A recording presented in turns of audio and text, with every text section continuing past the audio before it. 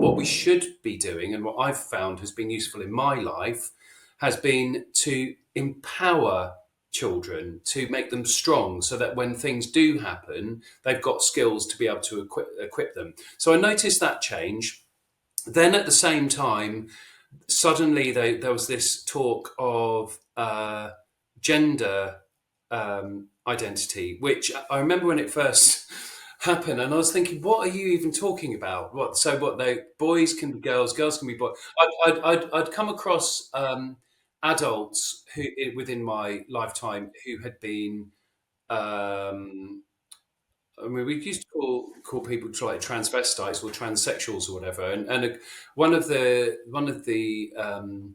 people like his friend was like born a female. This was about 40 years ago, and then identified as a guy. But this was pre kind of the big narrative push where somehow everyone could possibly be in the wrong body. So I've never had a problem. I'm like, yeah, cool, whatever anyone wants to do is fine with me, and I mean that genuinely.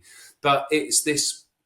There was suddenly this pushing it within schools that started to make me feel a bit uneasy. And I remember being on a course with all of my colleagues, and it was run by the local authority who run my school, who sort of like they fund the school from the government basically.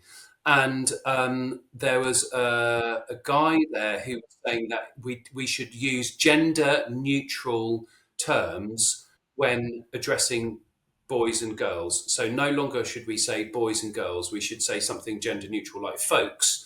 And I refused to do that, and I said, look, I'm not going to do that. I don't. And when I was challenged on it, I said that in my opinion, this is what creates division rather than it. So I think all of this stuff is presented as being about inclusion and tolerance and acceptance, which are all cool things. I think that's good to be accepting of other people. But when it's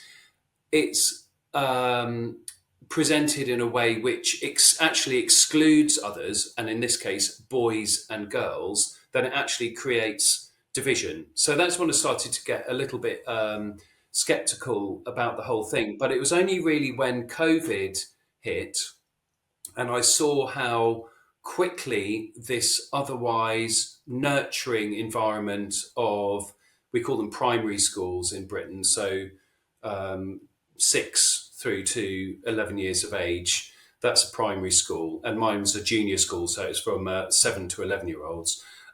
Usually nurturing and there for the children and all the rest of it, and seeing how quickly kids were just thrown under a bus during that time, and secondary school children as well. So teenagers who go to what you would call high school in America, where they were made to wear masks every day and take COVID tests and everything. And for me, that just showed me that suddenly they'd gone from this sort of nurturing environment where, even with all of the kind of gender stuff, it felt like, okay, even if people were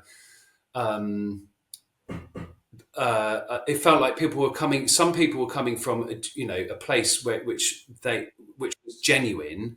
But even if it was misguided, with the COVID side of stuff, it was like a steamroller that just went through the whole education system. And that's when I went from being like the golden boy of the British education system to a pariah, because I started to speak out, and then things changed. If you liked this video, check out the full interview. Also, don't forget to hit the like button, subscribe, and click the bell icon so you get notified every time a new video is uploaded. Thanks for watching.